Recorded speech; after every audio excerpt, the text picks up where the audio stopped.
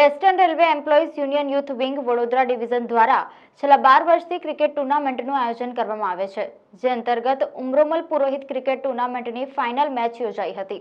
Western railway employees union youth wing BRC UPCL 13 Umromal Purohit cricket ટુર્નામેન્ટની final match Pratapnagar railway cricket ગ્રાઉન્ડમાં DB અને PRTN SNT વચ્ચે રમાઈ હતી.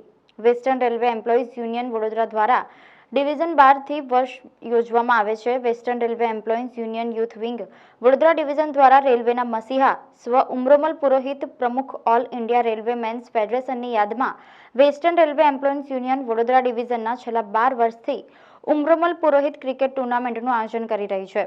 આ વર્ષે પણ ઉમરોમલ પુરોહિત ક્રિકેટ ટુર્નામેન્ટ તારીખ 12/2/2024 થી 5/3/2024 સુધી રેલવેના અલગ અલગ વિભાગો અને સ્ટેશનો જેમ કે ભરૂચ, અંકલેશ્વર, મિયાગામ, વડોદરા, ડભોઈ, આનંદ, પેટલાદ, ગોધરા આ ઉપરાંત નાના નાના સ્ટેશનોમાંથી 60 ટીમો અને 900 થી વધારે રેલ કર્મચારીઓએ ભાગ લીધો હતો. આ ટુર્નામેન્ટ 22 દિવસ સુધી ચાલી હતી. વેસ્ટર્ન રેલવે એમ્પ્લોઈઝ યુનિયનની યુવા શાખા દર વર્ષની જેમ આ વર્ષે પણ comrade ઉમરોમલ Purohit cricket tournament season 13નું આયોજન કરેલું છે.